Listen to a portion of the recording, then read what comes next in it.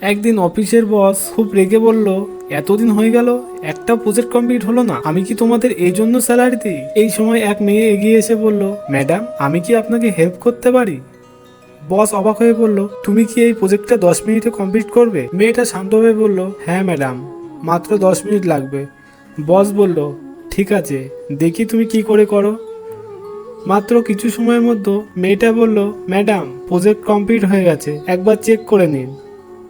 বস চমকে উঠে বলল, ইম্পসিবল, আমার টিম যেটা এক সপ্তাহে পারেনি তুমি 10 মিনিটে করে দিলে। মেয়েটা বলল, ম্যাডাম আমার 6 বছরের সফটওয়্যার ইঞ্জিনিয়ারিংয়ের এক্সপিরিয়েন্স আছে। বস খুশি হয়ে বলল, তুমি আমার অনেক বড় হেল্প করলে, কিন্তু তুমি এখানে কেন এসেছিলে? মেয়েটা বলল, ম্যাডাম আমি ইন্টারভিউ দিতে এসেছিলাম, কিন্তু আমার ইন্টারভিউ নেওয়া হয়নি। বস অবাক হয়ে বলল, কেন? মেয়েটা চুপ করে বলল, কারণ আমি ফিজিক্যালি ডিসেবলড। কিন্তু বস যখন সত্যিটা জানলো, তখন যা করলো সেটা দেখে সবাই চমকে গেল।